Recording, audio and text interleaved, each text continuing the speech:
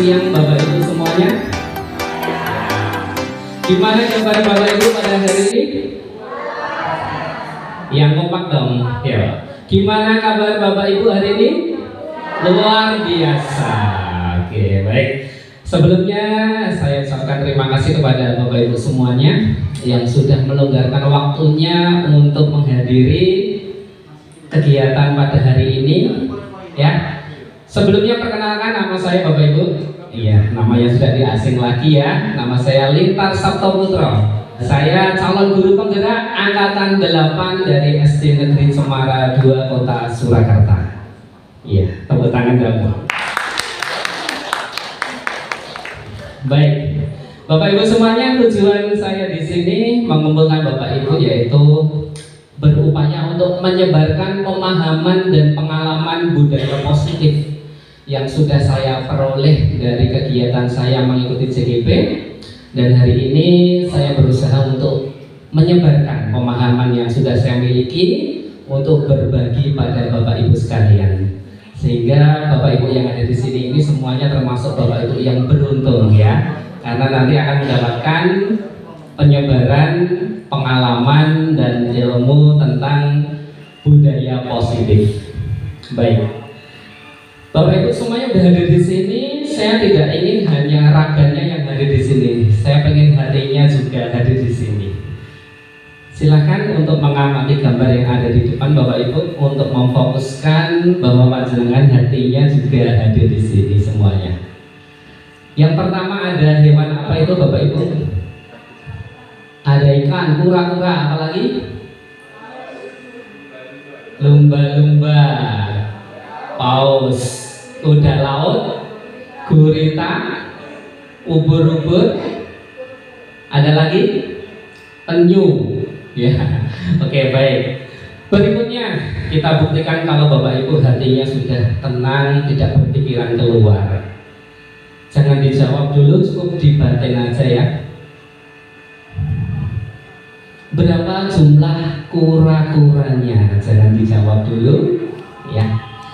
Nanti dalam hitungan ketiga saya pengen Bapak Ibu menunjukkan jarinya. Kalau jumlahnya 1 ya, 1, 2 berarti begini, 3 begini, 4 begini, 5 begini. Paham Bapak Ibu? Oke, baik. Dalam hitungan ketiga mohon untuk angkat jarinya. Jumlah kura-kura 1, 2, 3. Pak Bambang menjawab 4, Bu Tasik 4, Bu Triwi 4, 4, Bu S 3, 4, 3. Baik, Mas Bagus berapa? 2 ya. Oke, mungkin Mas Bagus suka dengan 2. Oke, baik. Nah, kita lihat jawaban untuk jumlah kura-kura. Hati siapa yang hatinya setia di sini? Kita lihat. Saya flashback kembali. Berapa jumlah kura-kura? 3. Tepuk tangan buat Laisan Bari ya, hatinya benar-benar setia dia. Baik, siapa yang melihat hatinya kesetiaan yang kedua? Nah, di sini ada angka 1 sampai 9 tambah angka 0. Sudah dicermati Bapak Ibu ya. Di situ ada banyak warna. Ada warna apa aja itu? Hitam, coklat, hijau. 1 itu warna apa itu? Coklat. Oke, kita sepakati 1 coklat, 2 hijau, 3 biru, 4 coklat, 5 6 coklat, 7 biru dong, 8 hijau, 9 kuning gitu ya, kuning, 0 biru. Nomor 1 apa tadi sepakatannya? Hitam. Ya, kita sepakati nomor 1 hitam ya. Sepakati. Nomor 2 dan nomor 8 hijau. Nomor 4 Coklat. Nomor 5, 6, coklat. Nomor 9, kuning. 0 dan 3, biru. Baik. 7, ungu. Oke, kita sepakati ya. Baik, pertanyaannya dari sini. Baik Bapak Ibu, perhatikan pertanyaan berikut ini. Angka berapakah yang memiliki lingkaran berwarna kuning? Ya, dalam hitungan ketiga, saya harap Bapak Ibu mengangkat jumlah jari sesuai dengan angkanya. Apapun jawabannya itu pilihan Anda semua. 1, 2, 3. 8. Mbak ini berapa? 9. Sama seperti Pak Bambang ya, 9. Oke, 8. Baik, kita lihat kesetiaan Bapak Ibu semuanya. Warna kuning tadi kesepakatan kita adalah 9. Wah, Pak Bambang hebat sekali. Ya, tepuk tangan buat Pak Bambang.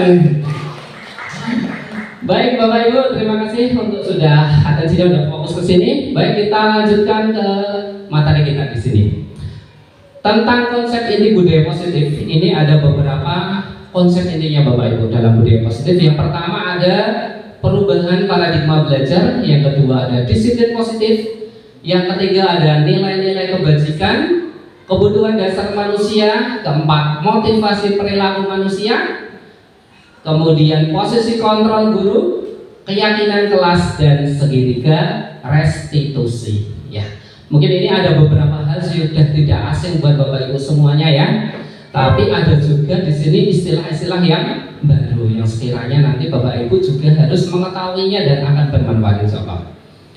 Berikutnya Bapak Ibu, nah di sini yang pertama kita membahas tentang disiplin positif. Ada istilah disiplin.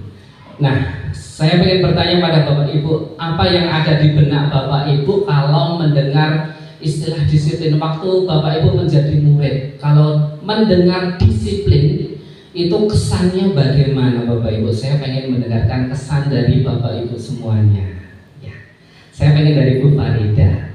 Disiplin menurut Bu Farida, Bu Ida. Disiplin itu Bu Ida jadi murid itu kesannya gimana Bu Ida? Disiplin itu mengikuti sesuai dengan peraturan yang berlaku. Menyenangkan. Baik, terima kasih, itu pendapat dari Bu Ida. Berikutnya saya ingin mendengar pendapat dari Bu Iin terkait disiplin waktu masih menjadi murid itu kayak gimana kesannya? Disiplin, teratur. Jadi lebih teratur. Teratur ya, disiplin itu lebih ke teratur. Mungkin Bapak Ibu ada yang memberi kesan lain. Disiplin itu kayak gimana kesannya Bu Ais? Ini sepertinya pengen menyampaikan. Monggo Bu Ais. Disiplin itu mengikat. Jadi ada macam-macam ya. Kalau Bu Ida tadi mengikuti peraturan, Bu Iin itu tadi terkait kalau Bu Ais terkait apa tadi Bu? Mengikat. Kalau Bu Iin keteraturan. Jadi teratur ini istilah disiplin ya. Nah, baik, kita lihat apa ini disiplin ini secara umum. Nah, disiplin ini berasal dari kata disiplina ya, yang artinya belajar disiplin mengacu pada disiplin diri yang memiliki tanggung jawab terhadap apa yang dilakukannya ya, tanggung jawab apa yang dilakukan berdasarkan nilai-nilai yang diyakini. Kemudian disiplin positif ini merupakan salah satu penerapan disiplin yang tujuannya saya garis bawahi yaitu menumbuhkan kesadaran serta memberdayakan peserta didik tanpa imbalan, penghargaan, reward, ancaman atau hukuman. Jadi kesadaran, bukan karena penghargaan, ancaman atau hukuman. Berikutnya, sebagai pendidik tujuan kita adalah menciptakan peserta didik yang memiliki disiplin diri sehingga mereka berperilaku mengacu kepada nilai-nilai kebajikan universal. dan memiliki motivasi intrinsik dalam perubahan perilaku ke arah yang lebih baik ya. Jadi Bapak Ibu, kata kuncinya yang pertama apa? Menumbuhkan kesadaran. Kemudian yang kedua apa? Motivasi intrinsik. Nah, apa ini kok dibahas motivasi intrinsik? Nah, berikutnya. Nah, ternyata motivasi perilaku manusia itu ada dua Bapak Ibu ya. Ada motivasi ekstrinsik, ada motivasi intrinsik. Kalau ekstrinsik berarti berasal dari eks, luar. Kalau in berarti dalamnya. Jadi kalau ada Bu Iin itu artinya dari dalam. Nah, kemudian ekstrinsik di sini anak-anak itu cenderung untuk apa? Menghindari ketidaknyamanan atau hukuman ya. Kenapa mereka di kelas diam? Karena khawatir jangan-jangan nanti saya dihukum sama gurunya. Kemudian untuk mendapatkan imbalan atau penghargaan, aku tenang karena di kelasnya Bu Nurindra nanti ada hadiahnya, saya biar dapat imbalan. Oke, apakah di kelas Bapak Ibu masih termotivasi ekstrinsik? Ekstrinsik atau intrinsik? Intrinsik semuanya ya. Ekstrinsik masih ada nggak? Masih ada nih Bu Taseng. Tidak bisa diungkiri bahwasanya ekstrinsik ini masih muncul pada anak-anak ya. Terkadang monggo Pak. Nah, terkadang ekstrinsik ini nggak cuma berlaku pada anak. Kita sebagai Bapak Ibu guru pernah merasakan motivasi ekstrinsik? Pernah. Ya gitu. Berikutnya ada motivasi intrinsik. Jadi kalau Bapak Ibu Pak muridnya masih motivasinya ekstrinsik, maka kita perlahan-lahan untuk membenahi, memotivasi, memberi semangat supaya apa? Anak-anak masuk kepada motivasi intrinsik. Apa ini? Tujuannya itu untuk menjadi orang yang mereka inginkan. Jadi memang dari dalam diri, oh aku pengen seperti ini, dan menghargai diri sendiri dengan nilai-nilai yang mereka percaya. Nah, Bapak Ibu pastikan semuanya punya motivasi intrinsik juga ya, nggak hanya motivasi ekstrinsik. Nah, karena dalam motivasi ini saya sudah banyak melihat Bapak Ibu yang memang sudah menerapkan motivasi intrinsik ini. Nah, saya pengen bertanya terkait motivasi intrinsik yang dimiliki ini. Yang pertama, saya pengen mendengar suara dari Bu Indah terkait motivasi intrinsik. Bu Indah bisa hadir ke depan? Monggo silakan Bu Indah, sebentar nggak apa-apa. Iya. Karena saya kagum dengan Bu Indah ini ya. Beberapa kali saya mencermati Bu Indah ini ada motivasi intrinsik yang tersembunyi dan saya pengen tahu. Mungkin momen saat ini saya kesempatan untuk mengetahui motivasi intrinsik Bu Indah. Nah, kenapa Bu Indah kok giat sekali dalam adiwiyata, dalam sekolah ramah anak? Padahal itu kan saya baru enak-enakan liburan loh Bu Indah. Kenapa Bu Indah ada motivasi seperti itu?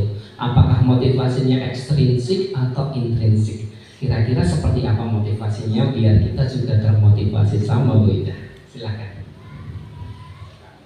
Terima kasih. Tadi pertanyaannya kenapa saya giat sekali gitu ya. Jadi termotivasi dari dalam diri saya. Saya mulai dari diri saya sendiri. Ketika saya melakukan hal-hal baik, saya mengharapkan lingkungan yang ada di sekitar saya juga akan terlihat baik. Kebaikan-kebaikan itu juga akan berbalik kepada saya. Itu saya mulai awal dari diri saya sendiri. Contohnya, misalnya untuk adiwiyata, saya berusaha mengurangi plastik. Nah, di situ saya juga memberi contoh ke anak-anak, ke teman-teman. Saya membawa tumbler seperti yang dianjurkan oleh sekolah. Jadi tidak ada alasan lupa, tidak ada alasan nggak praktis, tidak ada alasan itu. Karena sekolah sudah memberikan SK membawa tumbler, saya mulai dari diri saya sendiri, saya motivasi diri saya sendiri untuk membawa tumbler. Dengan begitu, saya mengurangi sampah plastik yang timbul dari kegiatan sehari-hari saya. Baik. Terima kasih sekali Bu Indah ya. Tadi ada motivasi intrinsik, ada nilai-nilai keyakinan yang diyakini Bu Indah. Yang pertama apa tadi Bapak Ibu? Bu Indah melakukan itu karena akan kembali pada dirinya sendiri ya. Jadi Bu Indah ini memang tidak ada ekstrinsiknya, intrinsiknya. Saya pengen memang sekolah ini terbebas dari sampah plastik. Ada nilai-nilai yang diyakini sehingga dengan terbebas dari sampah plastik ini tercipta kesehatan. Kesehatan juga akan kembali kepada diri Bu Indah juga. Nah, terima kasih Bu Indah untuk motivasi intrinsiknya. Berikutnya saya juga pengen ada motivasi intrinsik dari Bapak Ibu yang lain. Ya, saya pengen mendengar dari Bunda Ratu ya, Bu Ratnawati untuk menyampaikan motivasi intrinsiknya ya. Kenapa Bu Ratu ini kok saya melihatnya kadang insecure ya.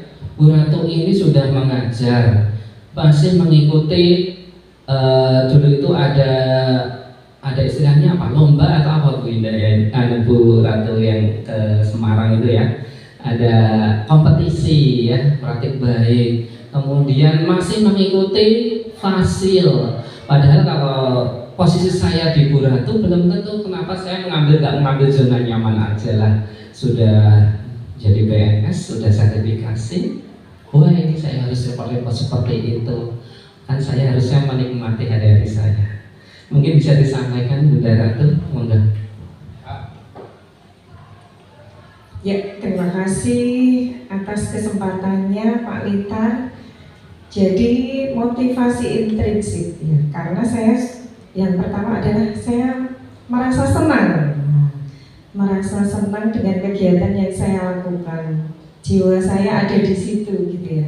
Saya merasa bermanfaat gitu ya, bermanfaat untuk saya sendiri sebenarnya. Tetapi pada kenyataannya beberapa orang merasa mereka bermanfaat dengan kegiatan yang saya lakukan gitu ya. Yang pertama saya merasa nyaman. Yang kedua saya jadi seperti apa ya, berlatih untuk mendisiplinkan diri. Mendisiplinkan artinya gini ya, pukul sekian saya ngajar, pukul sekian saya misalnya ngurusi rumah henti gitu ya, terus pukul sekian saya tugasnya ada tugas yang belum saya selesaikan, berarti tidur saya mungkin mundur gitu ya, tetapi kalau pagi harus bisa untuk ngurusi anak-anak dulu. Jadi saya merasa terlatih untuk menata apa yang harus saya lakukan. Jadi saya senang, saya nyaman, kemudian saya merasa bermanfaat untuk diri saya sendiri. Lalu ternyata ada orang yang merasa ada manfaat ketika apa yang saya lakukan, apa yang saya sharingkan itu bermanfaat untuk mereka. Yang ketiga saya merasa menjadi diri saya disiplin. Disiplin artinya ada target-target tertentu yang harus saya penuhi gitu ya. Kalau saya misalnya sedang memikirkan kelas, padahal di satu sisi saya harus menyelesaikan tugas yang lainnya, berarti saya harus memanajemen supaya kelasnya aman, kemudian tugas yang lain aman. Jadi di otak itu kayak sudah ini ya, tertata A, B, C, D gitu, sudah ada ruang-ruangnya sendiri gitu ya. Jadi saya belajar memanajemen atau mengatur apa yang saya lakukan begitu Pak Lintara. Terima kasih. Pertanyaan dari Bu Ratu. Mantap sekali ini motivasi dari Bu Ratu. Ini dahsyat-dahsyat ya Bu Indah, Bu Ratu ini. Kalau Bu Ratu tadi ternyata punya ada nilai yang diyakini. Kalau dalam Islam itu ada sebuah hadis ya, khairun nas anfa'uhum linnas. Bu Ratu ini ingin menjadi orang yang memiliki manfaat, bermanfaat bagi orang lain. Itu ternyata nilai yang diyakini oleh Bu Ratu. Kemudian boleh tambah satu lagi ya, karena saya masih penasaran. Waktu itu kalau nggak salah bulan April atau bulan Mei ya, saya mendampingi ujian praktek kelas 6, yaitu ujian praktek IPA. Membuat suatu rangkaian di mana di situ rumit sekali.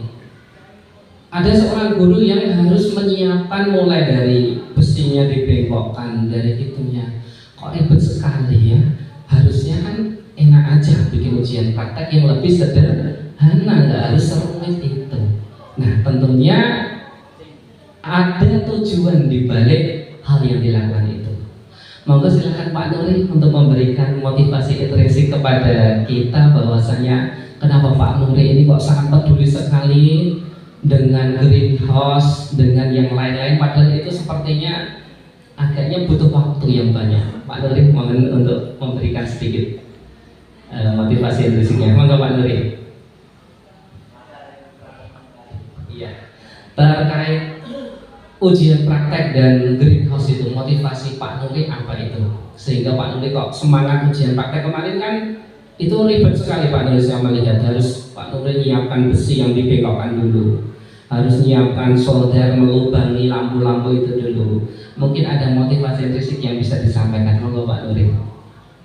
Dan greenhouse juga Pak Nuri, itu kan Pak Nuri banyak bikin kohe ya. Kohe itu padahal itu tidak ngefek pada tunjangan profesi kan itu. Nah, mesti kan ada motivasi intrinsiknya Pak Nuri.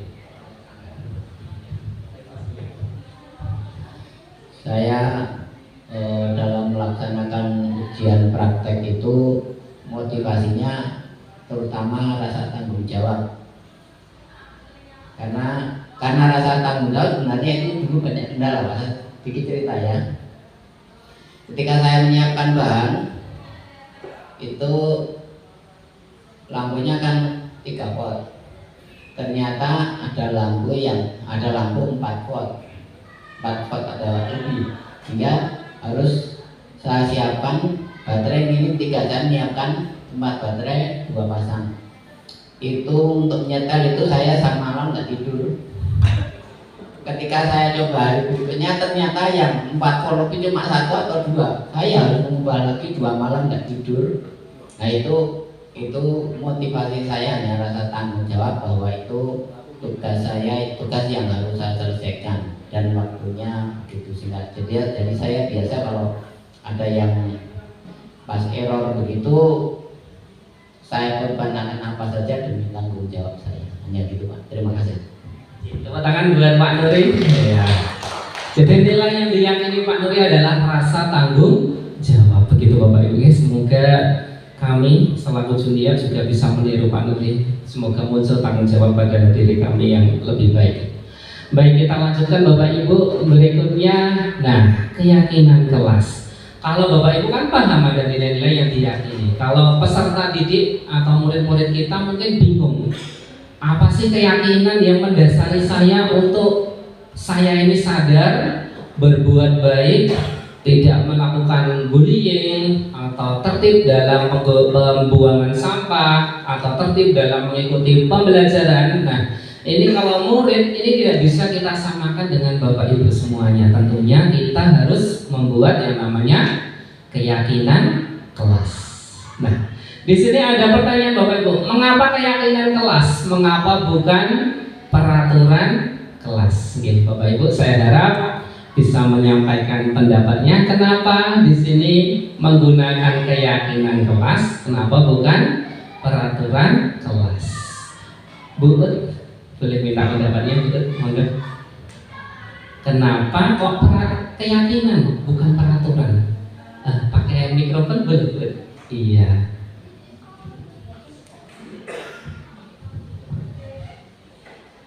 Kalau keyakinan itu dibuat bersama-sama antara guru dan murid.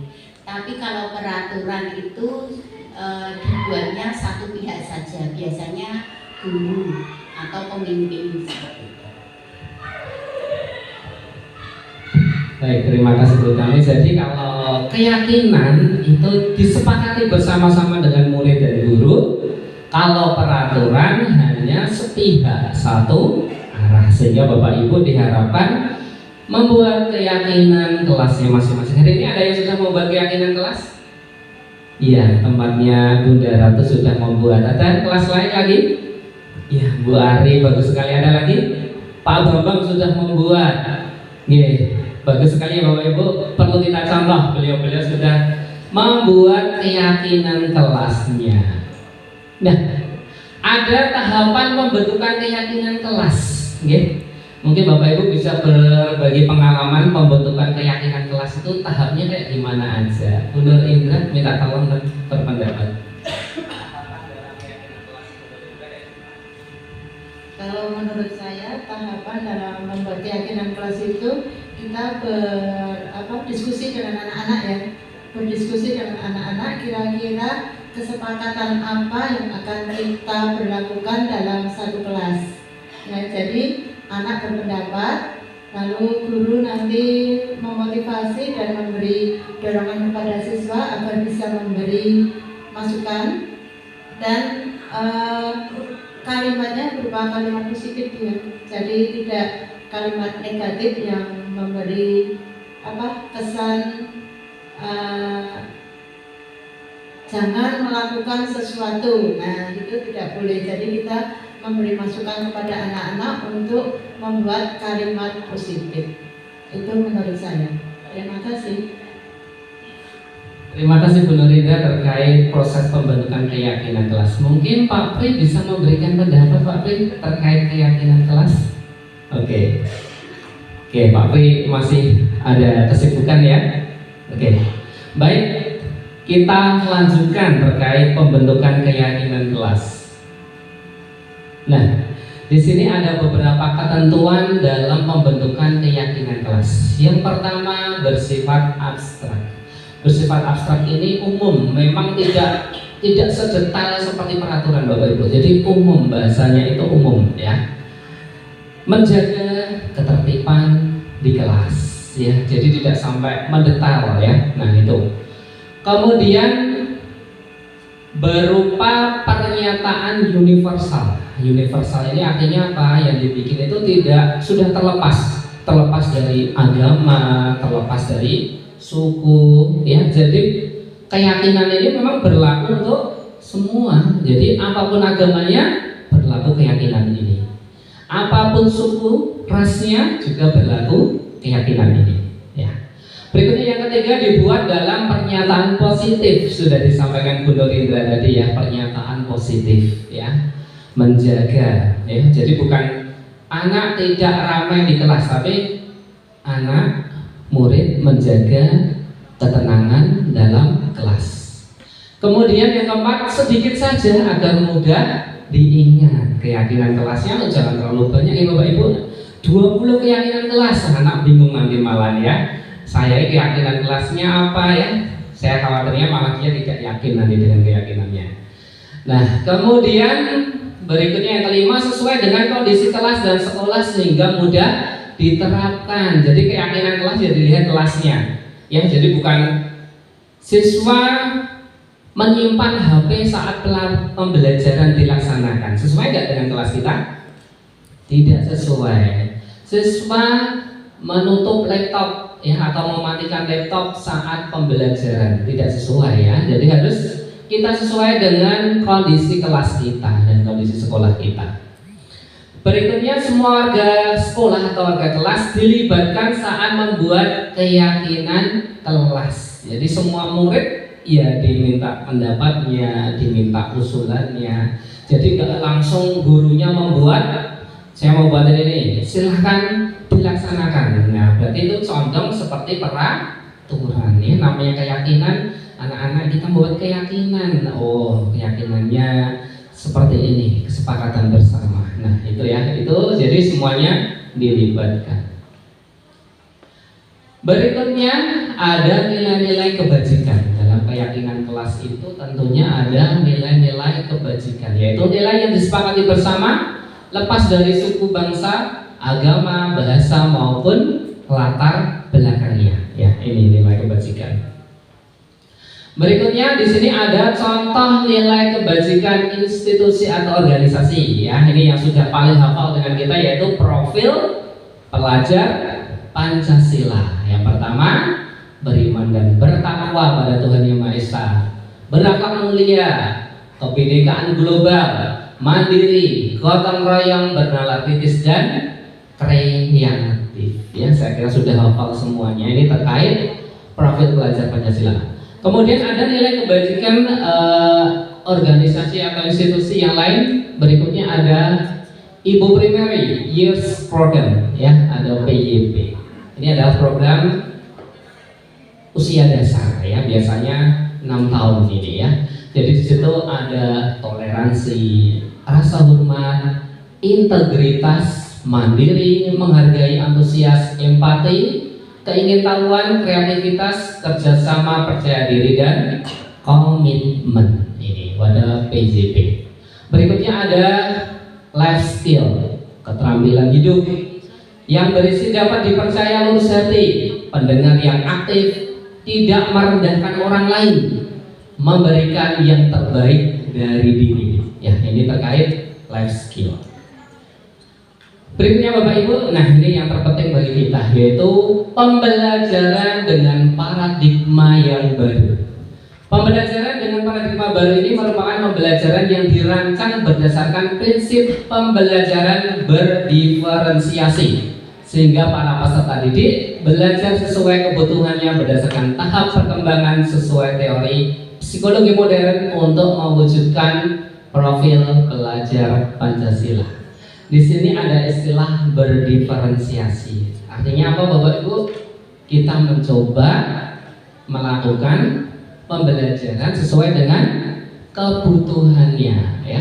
Jadi kebutuhan berdasarkan tahap perkembangan sesuai dengan teori psikologi. Kalau SD ya sesuai seperti ini, kalau SMP ada sendiri. Dengan tujuan utama yaitu profil pelajar Pancasila.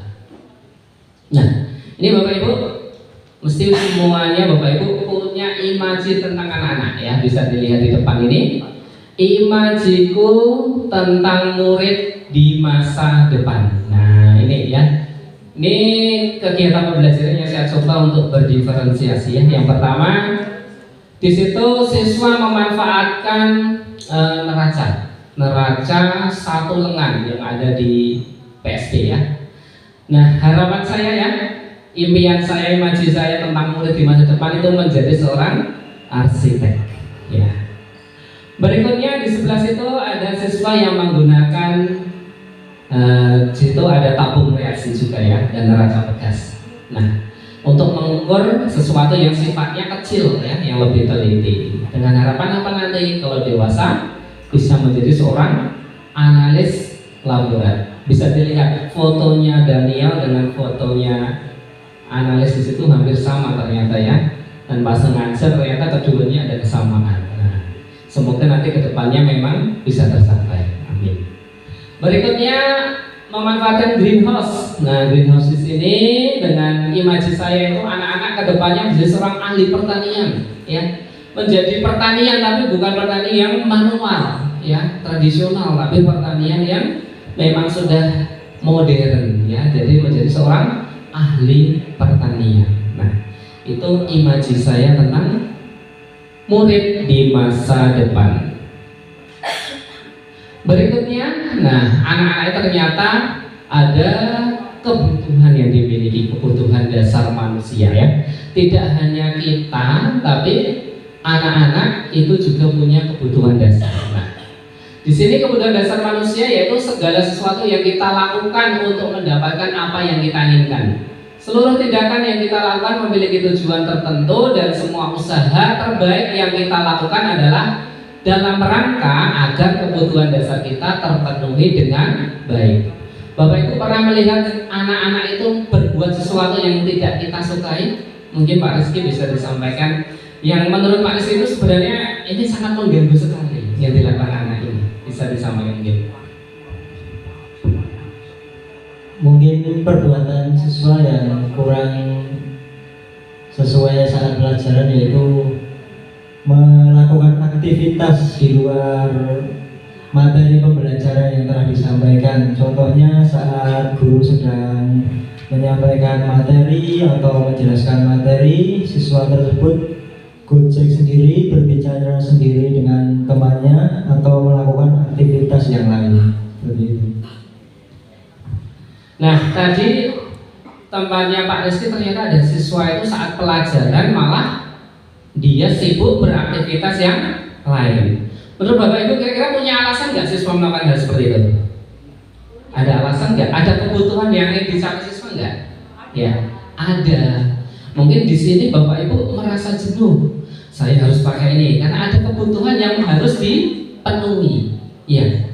Jadi ada kebutuhan dasar yang harus dipenuhi. Kalau kebutuhan dasar ini nggak dipenuhi, maka dia akan melakukan suatu tindakan yang dia inginkan. Ya, seluruh tindakan yang diinginkan itu mesti memiliki tujuannya. Ya, kenapa kita harus misalkan ya mengajar sambil membuka laptop? Mesti ada tujuannya. Kenapa? Karena ada target yang harus kita selesaikan, ada tanggung jawab yang harus diselesaikan dalam waktu yang sama. Ya, semua beralasan. Siswa pun seperti itu. Kenapa dia asik bermain? Dia ingin memenuhi kebutuhan dasarnya, yaitu apa? Dia ingin mendapatkan kesenangan, ingin menghilangkan kejenuhan. Nah, seperti itu. Atau juga kasih sayang Bapak Ibu. Terkadang siswa ini, wah menurut Bapak Ibu, bocah kok apa ya, dridis atau merusul atau apa ya istilahnya ya, pola wae. Nah, kadang malah keluar kelas. Itu bukan berarti dia kalau kita mengatakan wah bocah ini nakal ya, artinya bisa jadi dia memang perlu kasih sayang. Supaya apa? Yang digatek Bapak Ibu itu, kalau saya berbuat gini Bapak Ibu jadi memperhatikan saya, menasihati saya. Lah dia mungkin ada kebutuhan yang ingin dipenuhi seperti rasa kasih sayang seperti itu ya. Jadi ada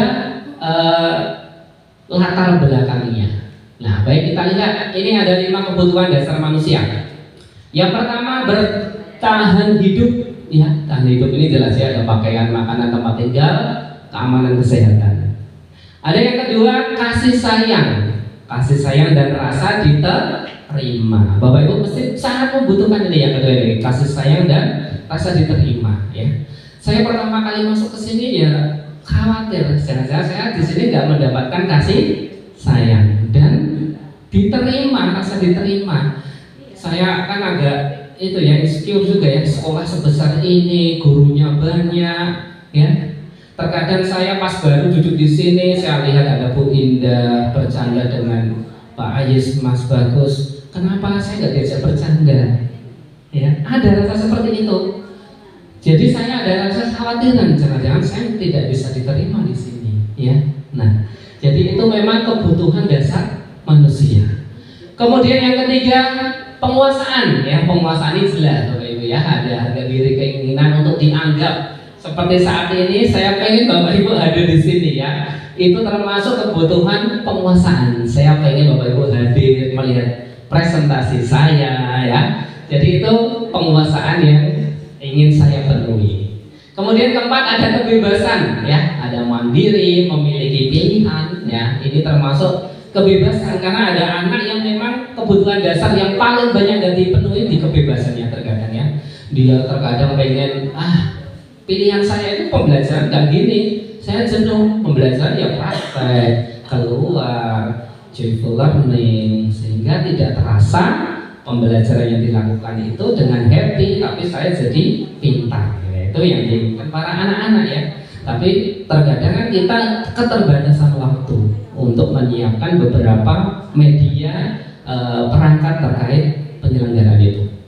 Kemudian yang kelima ada kesenangan ya, ada bermain, humor, antusiasme, tertawa. Nah ini ternyata penting, kesenangan ya. Jadi kalau kelas 1 jelas ya, sepertinya kesenangan bermain, humornya sangat banyak ya. Ini terpenuhi. Mungkin nanti kalau di kelas-kelas atas ini yang butuh lari ke dalam kesenangan ini yang perlu ditambahkan. Berikutnya ada miskonsepsi tentang teori kontrol. Baik Bapak Ibu, biar Bapak Ibu tidak ngantuk dan terasa jenuh, saya pengen mencoba ya, di sini ada miskonsepsi tentang ilusi teori kontrol ya. Bapak Ibu ya bisa sedikit fokus lagi. Saya pengen tolong disiapkan kertas yang bisa buat menulis dan ballpoint dan mungkin kalkulator lewat HP boleh. Iya. Kalau pintar matematika nggak usah pakai kalkulator nggak apa-apa. Ya, baik saya ingin menerapkan teori ilusi tentang teori kontrol ya, ilusi tentang teori kontrol. Apakah ini memang ilusi atau memang real ya? Oke baik. Bapak Ibu, saya beri kesempatan untuk memilih angka dari angka 1 sampai dengan angka 20. Bebas ya. Silahkan tulis angkanya di situ Bapak Ibu. Jangan sampai melihat temannya ya. Silahkan ditulis angka 1 sampai 20. Ya, Bapak Ibu tulis angka 1 sampai 20, dipilih salah satu aja. Jangan ditulis semua. Boleh milih 5, boleh milih 8, 10, 15, 16, 19, boleh bebas. Ya. Berikutnya, setelah angka itu Bapak Ibu pilih, tolong dilingkari ya angka pilihannya itu biar nanti nggak ketukar. Nah, dilingkari. Kemudian angka berikutnya Bapak Ibu silahkan angka tersebut Bapak Ibu kalikan dengan angka 10.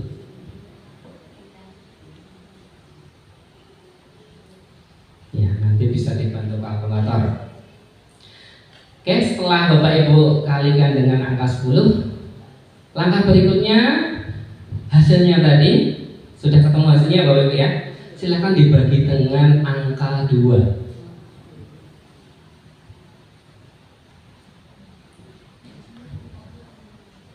Ya, lebih teliti pakai kalkulator tidak apa-apa. Sudah ketemu hasilnya Bapak Ibu? Jangan sampai salah ya, jangan sampai salah hasilnya. Setelah Bapak Ibu bagi 2 hasilnya tadi, minta tolong Bapak Ibu silahkan dibagi dengan angka awal yang Bapak Ibu lingkarin tadi.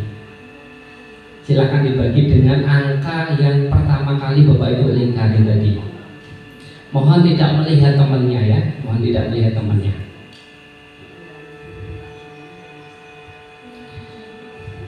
Baik, setelah langkah berikutnya Bapak Ibu, di situ kan ada angka hasil terakhir ya Bapak Ibu. Saya berikan untuk ini untuk acuannya. Kalau jawabannya 1 berarti itu huruf A. Kalau 2 itu huruf B, 3 huruf C, 4 huruf D, 5 huruf E, 6 huruf F, 7 dan seterusnya. Silahkan ditulis hurufnya sesuai dengan angkanya Bapak Ibu. Sudah ditulis hurufnya Bapak Ibu? Sekali lagi jangan melihat temannya. Oke. Setelah menulis hurufnya Bapak Ibu, yuk. Bapak Ibu pejamkan mata sebentar. Ya, pejamkan mata sebentar. Dari huruf yang Bapak Ibu sudah tulis itu, ya, bayangkan seekor hewan yang huruf depannya adalah huruf yang ditulis Bapak Ibu itu.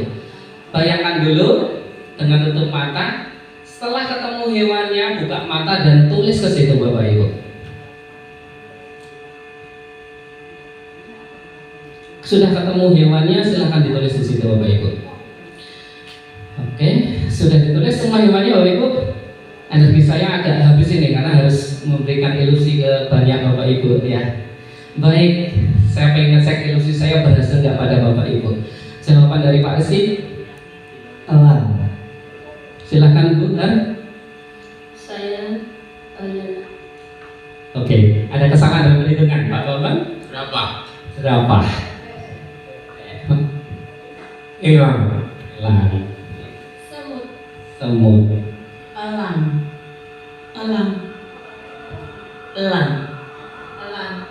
Oke, good. Elang. Baik. Enggak keluar hewannya. Baik Bapak Ibu. Oke. Bu Tasik. Bu Triwi. Baik Bapak Ibu, ada berapa guru yang menjawab elang angkat tangan? Iya, menjawab elang Bapak Ibu. Oke, baik. Nah, kenapa Bapak Ibu menjawab elang? Hurufnya E ya. Oke, entong. Tapi hewan yang berlaku secara umum mungkin elang ya, entong itu mungkin ada hewan tapi bahasa khusus. Nah, secara umum elang ya Bapak Ibu. Ya, memang ada beberapa Bapak Ibu yang ketemu angkanya agak terjadi salah menghitung ya tadi, tidak apa-apa. Kebanyakan elang Bapak Ibu ya. Kenapa menjawab elang? Nah, kenapa Mas Rizky menjawab elang tadi? Alasannya Pak? Yang terpikirkan pertama hurufnya E ya elang itu. Bu In. Ketemunya huruf E, tapi bukan, mikirnya itu bukan huruf pertamanya yang E. Ditaruh di tengah jadinya emut atau semut gitu ya. Oke Pak Bambang, saya penasaran sama Pak Bambang. Jadi suruh pilih angka ya tadi ya. Angkanya hitung-hitung itu ketemu huruf C itu jerapah gitu. Ketemunya jerapah. Baik Bapak Ibu, oke. Kebanyakan menjawab orang yang baru, artinya apa? Saya selaku guru, saya berusaha untuk melakukan kontrol kepada Bapak Ibu yang saat ini saya anggap sebagai audiens atau murid. Ternyata dari Bapak Ibu ini dari 80% itu menjawab elang sesuai dengan harapan saya. Harapan saya pengen Bapak Ibu itu semuanya menjawab elang. Tapi apa daya, ada beberapa yang jawabannya ada yang jerapah, ada yang semut. Bu ini tahu jawaban hurufnya E, tapi E tidak dijadikan huruf awal, tapi huruf tengah, jadinya semut. Pak Badri yang ada jauh di sana bisa menjawab elang, ya, elang, ya. Pak Mun menjawab elang. Artinya apa Bapak Ibu? Kita sebagai guru itu berusaha untuk melakukan kontrol. Tapi kontrol itu sebenarnya berada pada siapa?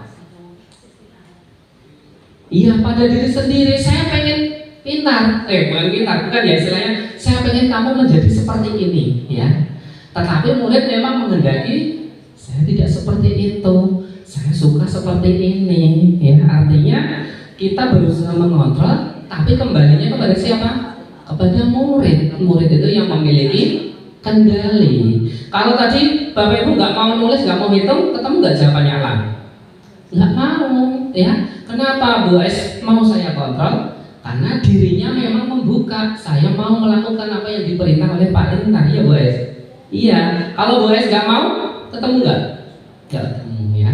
Artinya Bapak Ibu di sini ada ilusi guru mengontrol murid, ya. Guru mengontrol murid itu hanya sebuah ilusi. Kalau murid nggak mau, ya nggak bisa, ya itu. Jadi miskonsepsi tentang teori kontrol. Yang kedua ada ilusi bahwa semua penguatan positif efektif dan bermanfaat, ya. Kita pengen anak mengulangi kebaikan yang sama, kita berikan penguatan positif. Hanya saja penguatan positif itu tidak bisa berlaku lama, ya, hanya sementara. Kemudian ilusi bahwa kritik dan membuat rasa bersalah mampu menguatkan karakter. Kamu itu setiap hari terlambat, ya, itu membuat Bapak sedih. Kalau kayak gini Bapak jadi merasa gagal mendidik kamu, ya. Itu membuat rasa bersedih itu bukan menguatkan karakter, tapi bisa membawa peserta didik murid ke dalam arah kegagalan, jatuh ke dalam rasa gagal. Kemudian ilusi bahwa orang dewasa berhak memaksa, ya. Saya guru, ayo masuk. Iya Pak, duduk, ya. Kemudian yang di belakang, Denny, ya. Misalkan ada Mas Denny, ayo berdiri, disapu lantainya kotor. Dilakukan nggak? Dilakukan, tapi itu hanya ilusi. Kalau dalam jangka waktu yang panjang, maka akan muncul rasa dendam, rasa yang kurang baik pada murid, ya. Ini adalah miskonsepsi tentang teori kontrol. Ini perlu Bapak Ibu pahami, ya. Jadi kalau ada teori gunung es, Bapak Ibu pernah melihat film Titanic? Kenapa Titanic itu kapalnya menabrak gunung es? Ada yang tahu? Karena gunung es itu yang nampak seberapanya sedikit sekali. Jadi dari nakodanya itu menambah kecepatan karena di depan itu tidak muncul gunung. Tapi gunung es itu yang muncul cuma 10%, yang 90% tersembunyi. Jadi kita tidak bisa menerjemahkan murid, ini murid yang anteng, ini murid yang baik, karena yang ditampakkan itu hanya berapa? 10%. Jadi ada 90% yang perlu kita gali, sehingga nanti kita harus melakukan pembelajaran yang berdiferensiasi. Terkadang dia menulis mangguk-mangguk, ya Pak, ya anteng. Apakah dia pasti paham? Belum tentu, ya. Itu jadi yang muncul hanya 10%. Berikutnya, ya, tadi ilusi kontrol, ya, ilusi teori kontrol tadi. Oke. Berikutnya di sini oke. Nah, sehingga kita butuh ini ya, mengubah, beralih ya dari paradigma stimulus respon ke pendekatan teori kontrol. Apa ini paradigma stimulus responnya ini? Realitas kebutuhan kita sama, ya. Kita dan murid itu kita anggap butuhnya sama, tapi realitanya kebutuhannya berbeda. Zaman kita dengan zamannya murid jelas beda ya. Kebutuhan kita murid yang duduk anteng, kemudian ngrungokake Pak Guru, tangannya sedeku ya.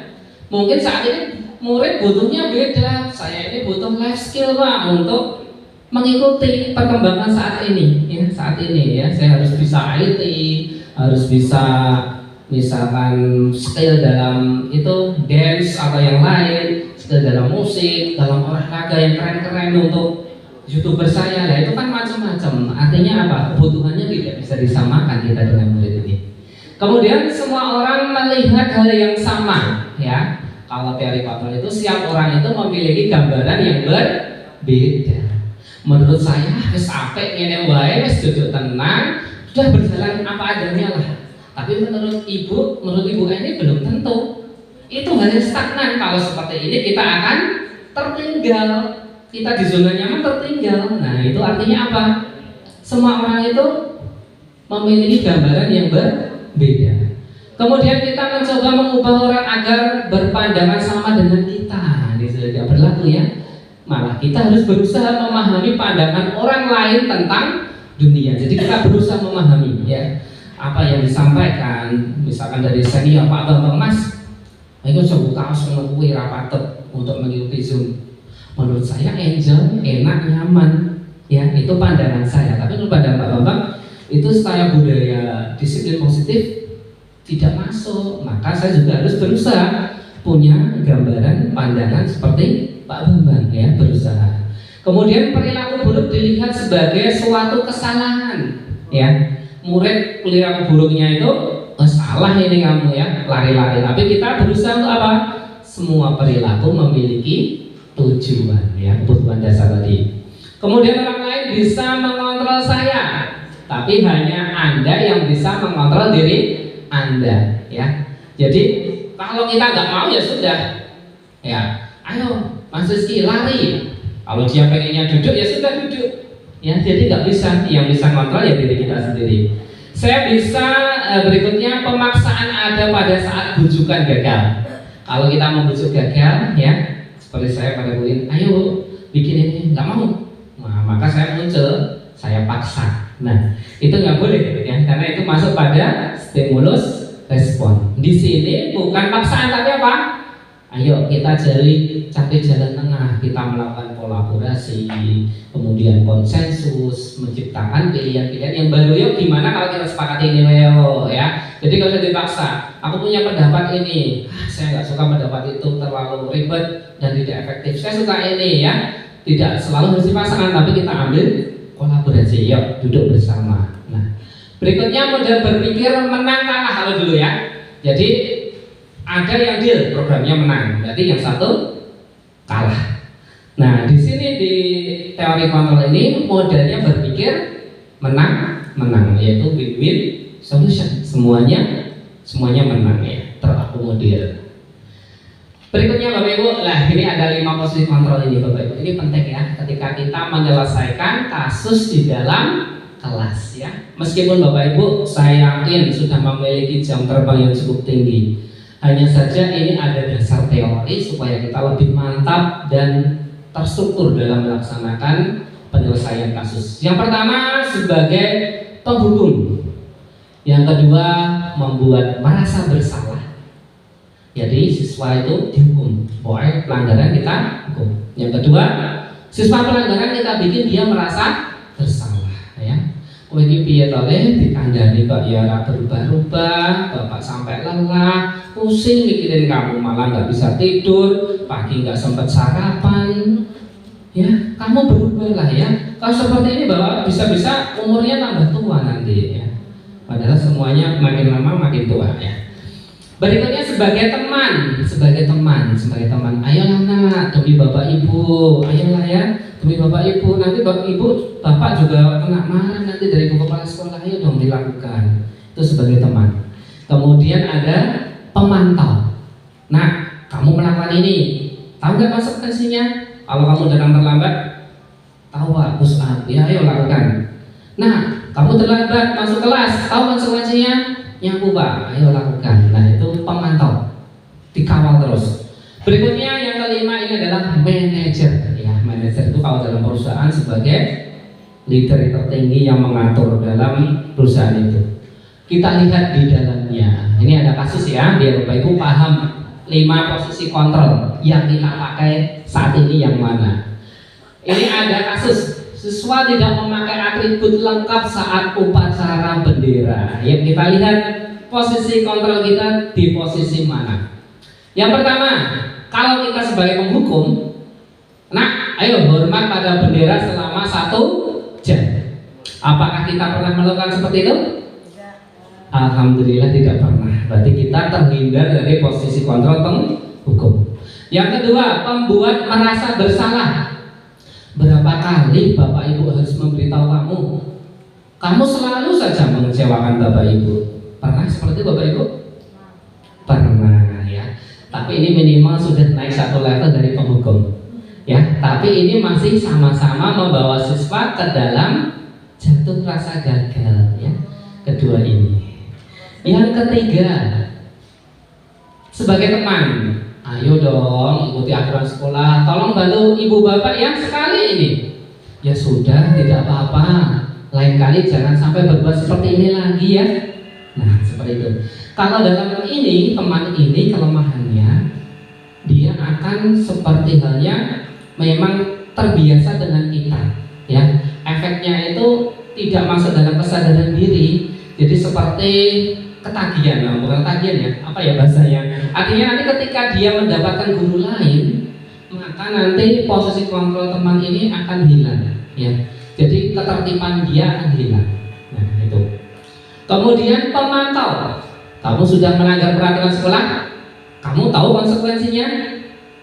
Setelah upacara, kamu beli atribut ke koperasi dan jangan diulangi lagi. Bagus Bapak Ibu? Ini bagus menertibkan. Hanya saja memang nanti anak-anak itu jaga nih, ya jaga nih. Kalau kita nggak ada, maka ketertiban disiplin positifnya akan hilang. Kita harus mengawal terus kalau pemantau ini. Berikutnya yang kelima ini adalah manajer, ya manajer. Jadi anak lari-lari di kelas atau anak nendang meja atau apa ya, atau misalkan gigit sendal temannya atau apa yang lain ya. Nah, manajer ini, apakah kamu tahu kesalahanmu anak? Nah, ditanya. Kemudian kalau udah tahu, kira-kira bagaimana kamu memperbaiki kesalahanmu? Jadi dia diajarkan untuk menyadari, oh yang saya lakukan itu ternyata salah atau tidak sesuai dengan keyakinan kelas. Nah, kalau sudah sadar nggak sesuai, kamu pengen memperbaikannya, dilakukan dengan cara apa? Biarkan si anak berpikir, oh tadi saya salah, berarti saya harus begini Bapak Ibu. Artinya itu muncul dari dalam dirinya. Itu posisi manajer. Di sini ada posisi kontrol apakah aku ini, ya Bapak Ibu, dijawab ya. Yang pertama, saya kecewa sekali dengan kamu. Posisi kontrol apa ini Bapak Ibu? Merasa bersalah? Oke. Bisa diberitahu alasannya Pak Rizky? Karena siswa mungkin diposisikan telah membuat guru kecewa, jadi siswa akan merasa bersalah terhadap apa yang telah dia berbuat. Sekali, betul ya. Jadi yang pertama ini, saya kecewa sekali dengan kamu nak. Nah itu membuat merasa bersalah. Yang kedua, kamu tidak pernah benar melakukannya.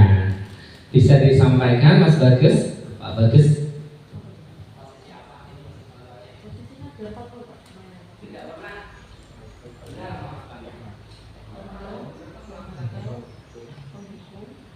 Merasa bersalah tadi Pak.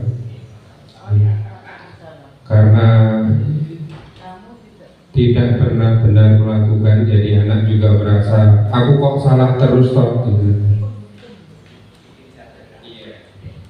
Baik, terima kasih. Betul sekali ya. Ini juga membuat anak merasa bersalah. Berikutnya, apa rencanamu untuk menyelesaikan masalah ini, Bu Ida? Mungkin? Kalau menurut saya ini ya, sebagai manajer ya, jadi mengatur biar lebih baik lagi ataupun tidak melakukan kesalahan lagi. Iya. Baik, ini posisi manajer, berarti sudah bagus ya. Berikutnya yang keempat, ayolah lakukan demi Bapak Ibu, benar kan? Yang keempat tadi sebelum manajernya itu pemantau.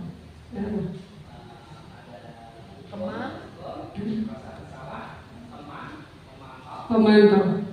Iya. Nah, pemantau ya. Ada pendapat lain yang mungkin berbeda? Monggo utama. Posisinya sebagai teman, jadi mengajak anak untuk melakukan yang terbaik demi bapak atau ibu gurunya.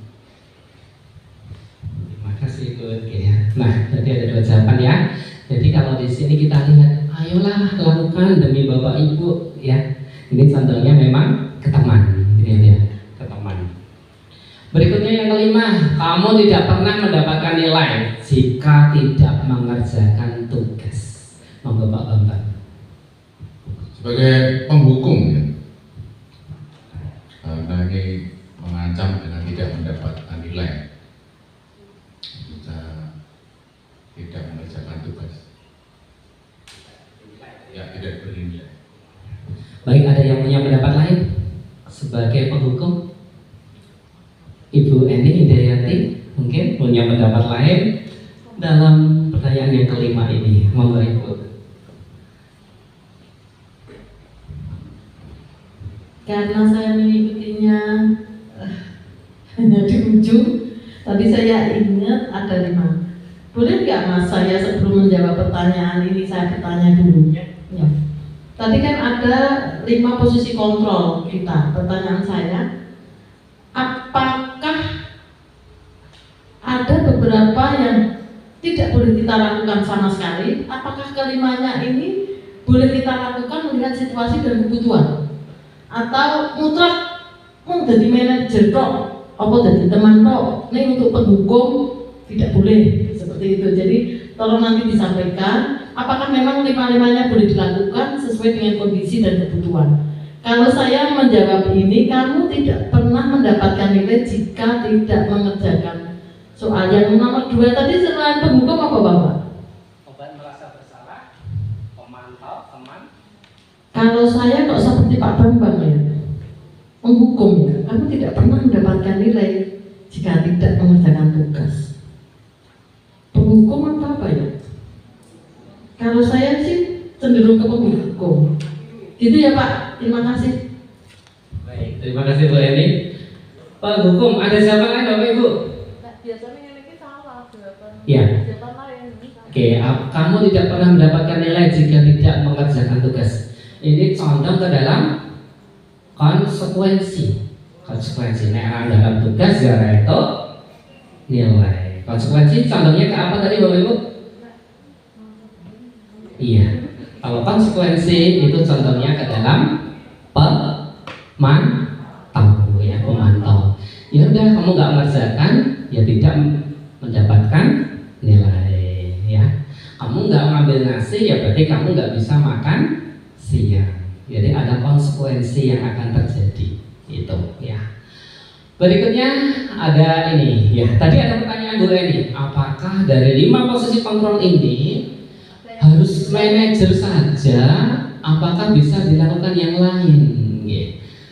Oke, dari 5 posisi kontrol ini secara teori dalam penghukum dan membuat rasa bersalah ini memang sangat berbahaya Ibu. Dalam penelitian yang sudah dilakukan, ini akan membuat anak jatuh pada identitas gagal ya.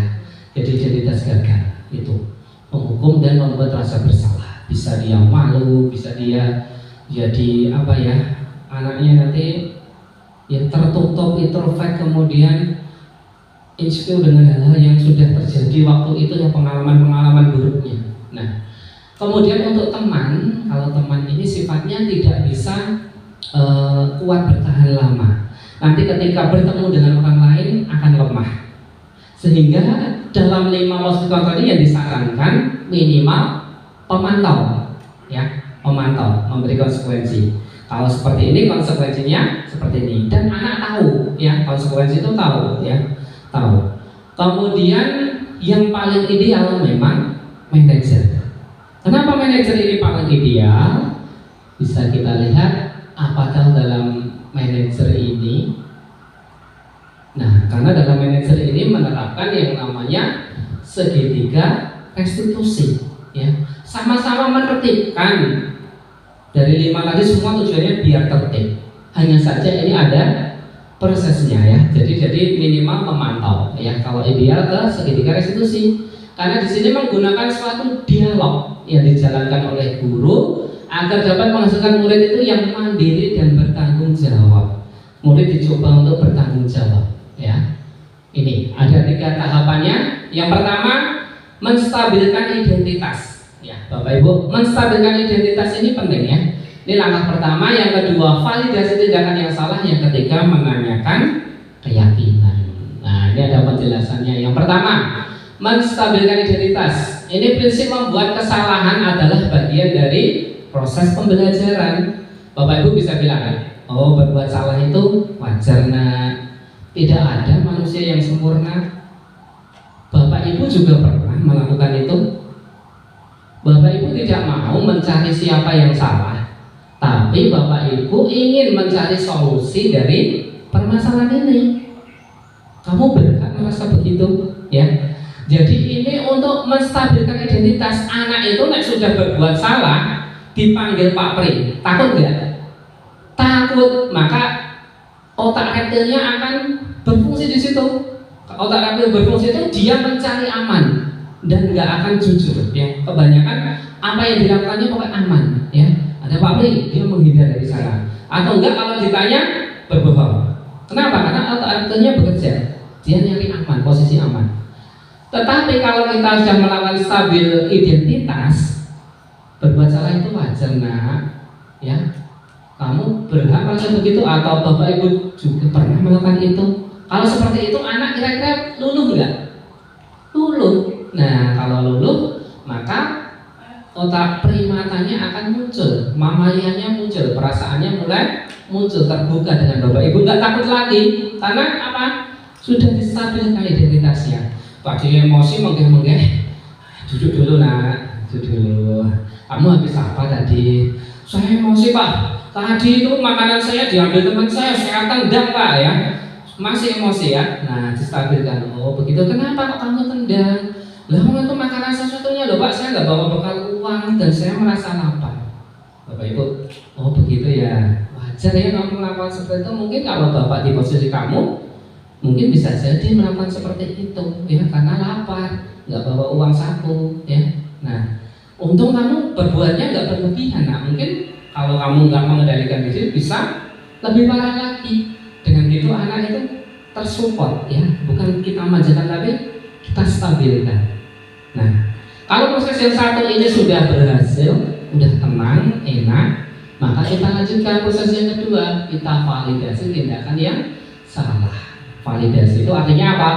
Bukan membenarkan secara langsung, ya, tapi melakukan perilaku berupaya memenuhi suatu kebutuhan tertentu. Mesti melakukan hal itu punya tujuannya, ya. Dengan kata seperti kamu pasti punya alasan kenapa melakukan hal itu. Dia akan bercerita. Padahal kamu bisa loh melakukan hal yang lebih buruk dari ini, ya. Dia bercerita. Kamu patut bangga karena telah melindungi sesuatu yang penting buat kamu, ya. Ya, kalau tadi anak memang makanannya itu penting menurut dia karena saat itu lapar. Nggak ada yang lebih penting dari itu. Bahkan mungkin nilai ulangan pun kalah karena kondisinya sedang lapar. Maka dia melindungi sesuatu yang penting buat kamu. Kamu melakukannya karena mempertahankan sesuatu yang penting bagimu. Misalkan anak marah, ketika ulangan dijibrak temennya marah-marah ya, karena dia mempertahankan. Ini hasil kerja kelas saya, belajar semalaman, dengan enak dia mencontek atau meniru tugasnya. Nah, itu memvalidasi tindakan, menanyakan alasan. Pasti semua kasus yang dilakukan anak punya alasan. Kalau sudah, baru kita kirim menanyakan keyakinan ya.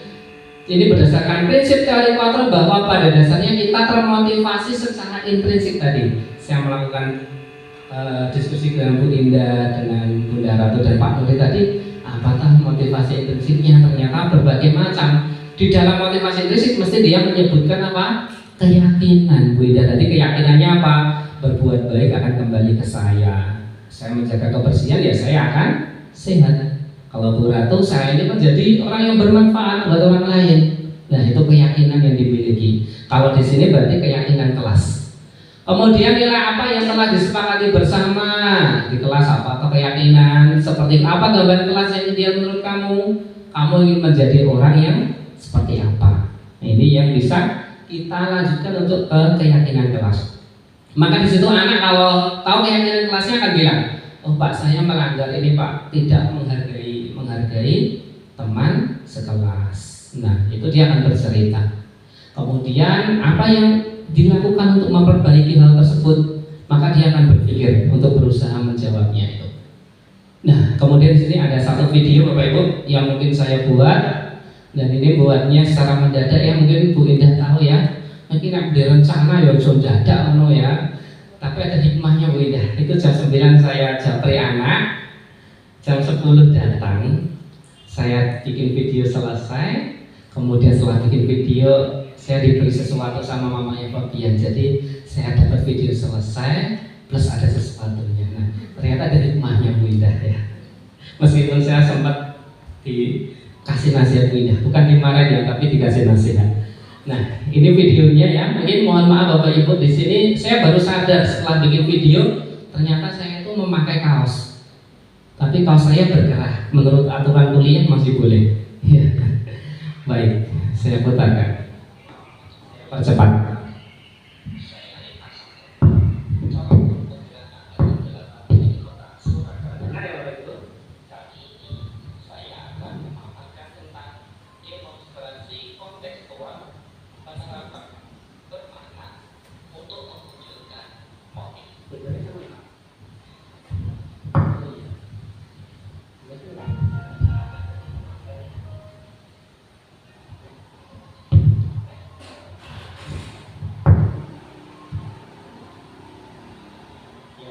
Ini ada kasus ya. Jadi Abed itu sering terlambat datang ke sekolah ya. Dalam menstabilkan ini Abed saya tanya, tadi ada laporan Abed dari Bapak Guru yang piket di depan. Katanya kamu sering terlambat Abed. Sudah berapa kali Abed terlambat? Nah, si Abed menjawab sudah 8 kali Pak. Terlambat ini menurut Abed sesuatu tindakan yang salah atau yang benar? Maka siswa jelas ya, itu tindakannya salah Pak. Mohon maaf, saya tadi malam bergadang dan bermain gadget secara berlebihan. Nah, sehingga saya bangun kesiangan dan datang terlambat. Berikutnya ditanyakan, apa keyakinan kelas yang kamu langgar, yang tidak kamu tidak sesuai dengan keyakinan kelas yang mana ya? Yaitu datang tertib masuk sekolah ya, tepat waktu, disiplin waktu. Siswa menyadari, kalau sudah menyadari, lalu bagaimana tindakanmu agar kamu bisa merubah ya, atau memperbaiki kesalahan ini ya. Maka dia bercerita, saya tidak akan main HP terlalu malam Pak, dan mengurangi bergadang malam, dan akan tidur tepat waktu, sehingga pada pertemuan atau hari berikutnya saya tidak terlambat lagi, begitu ya. Dan ini pesan-pesan yang disampaikan anak. Dan terima kasih banyak buat Pak Rizky yang sudah membantu dalam take video ini ya. Suaranya nggak masuk, sebenarnya sangat bagus Bapak Ibu ya. Ini kasus yang kedua, Daniel itu nggak terima pekerjaannya dicontek oleh temannya, sehingga ia marah dan tidak dapat menahan emosinya ya. Jadi si Daniel ini marah-marah pada temannya, dan mendobrak mejanya.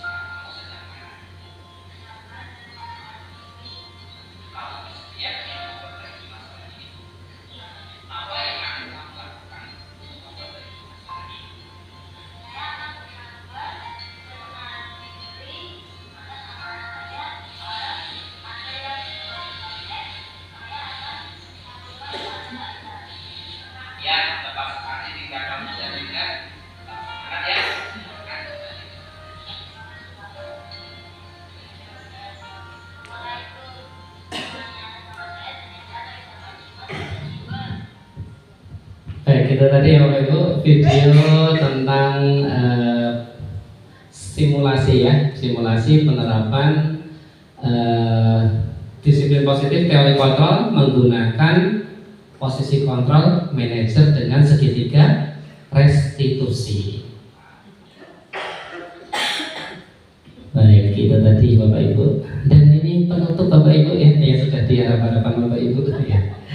Jadi ada penutupnya, yaitu dalam penerapan disiplin positif hendaknya guru memiliki standar kepribadian profesional dan sosial yang baik, di mana guru mampu merefleksi dirinya dalam posisi kontrol saat ini, bagaimana perjalanan dirinya sebagai among manager yang menuntun murid-muridnya menjadi insan yang mandiri, merdeka dan bertanggung jawab. Sekian dari saya Bapak Ibu, terima kasih atas perhatiannya. Selamat siang, Assalamualaikum warahmatullahi wabarakatuh.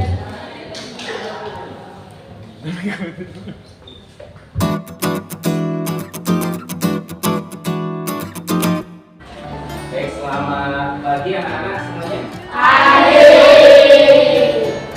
Pada kegiatan kali ini nanti anak-anak akan Pak Limbar ajak membuat suatu keyakinan kelas. Ada yang sudah tahu terkait keyakinan kelas? Silakan Mas Milo, tentang apa itu isinya keyakinan kelas? Kemarin yang DKJ itu kelas 3J tidak ada membuli. Iya. Habis itu menjaga kebersihan kelas. Ya, oke. Ada lagi yang masih ingat waktu kelas 3? Bersikap sopan. Apa lagi? Tolong menolong. Nah, itu adalah keyakinan kelas. Artinya anak-anak kalau melakukan hal-hal yang ada di keyakinan kelas itu, yakin nggak kamu itu akan membawa kebaikan? Ya, itu namanya adalah keyakinan. Jadi kalau kita membuat keyakinan kelas, maka kita meyakini dengan keyakinan kelas yang kita buat, maka kelas ini akan ideal sesuai harapan kita. Aliska, ya, kelas yang ideal menurut kamu kayak gimana?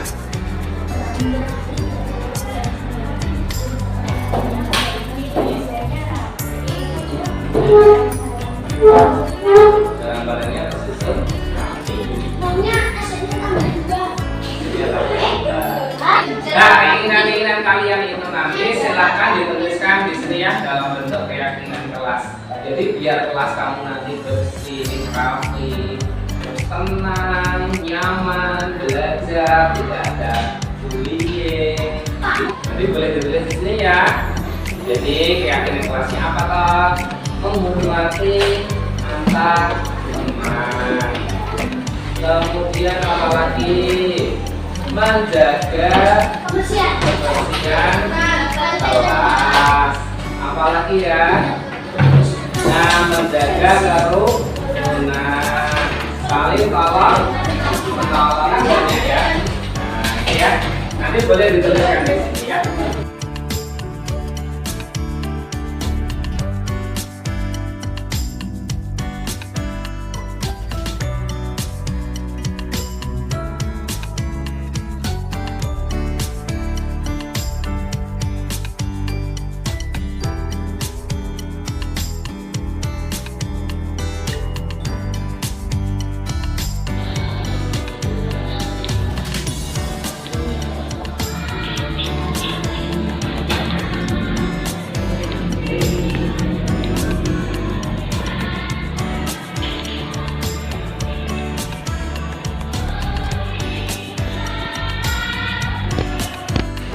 Sudah selesai anak?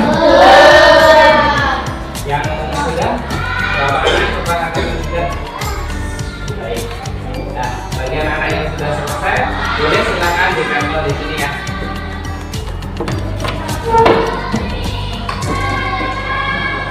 Sesuai absen.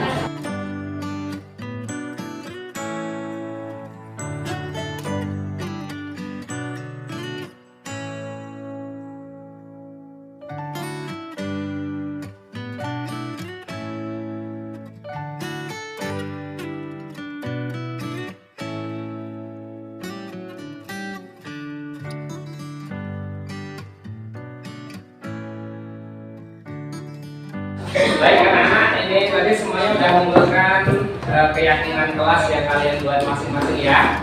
Nah, baik, nanti pada kegiatan berikutnya dari keyakinan kelas yang sudah dibuat ini kita cek satu persatu. Nanti kalau ada keyakinan yang sama berarti kita ambil salah satu saja yang mewakili. Baik, untuk keyakinan kelas yang pertama,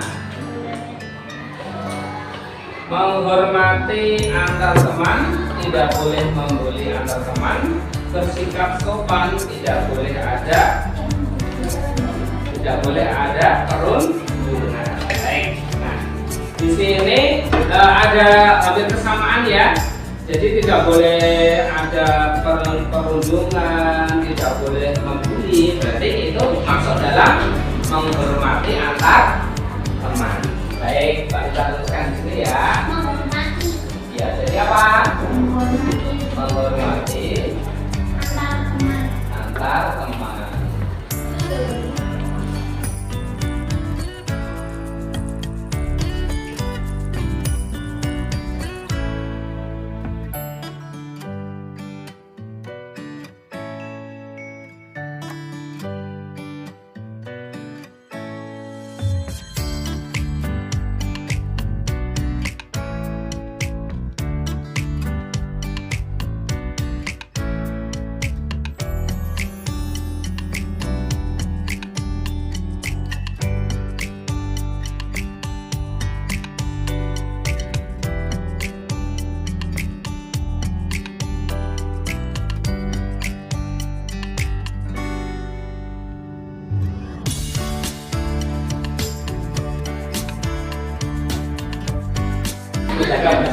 Baik anak-anak, ini kita sudah mendapatkan 6 keyakinan kelas.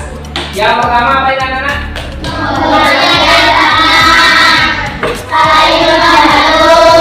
Menjaga sikap, menjaga kebenaran, menjaga kalian, menjaga ketertiban. Silakan tulis. Saya Agam, saya mau menyampaikan pesan dan pesan. Apa perasaan yang kamu rasakan saat membuat keyakinan kelas? Sangat senang. Menurut kamu apakah keyakinan kelas itu penting? Ya, sangat penting. Jika penting, berikan alasan. Kelas sudah selesai. Selamat pagi teman-teman. Nama saya Deo. Saya akan menyampaikan pesan dan pesan. Apa perasaan yang kamu rasakan saat membuat keyakinan kelas? Senang, karena saya bisa membagikan pendapat. Menurut kamu apakah keyakinan kelas itu penting? Penting, karena membuat kita penting. Perkenalkan, nama saya Olin. Saya ingin membacakan pesan dan pesan.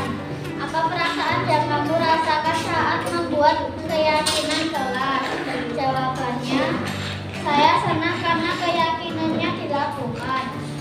Menurut kamu apakah keyakinan kelas itu penting? Sangat penting. Jika penting, berikan alasanmu. Karena kalau semua melaksanakan keyakinan kelas, murid akan menjadi pintar. Perkenalkan, saya Alia. Saya membacakan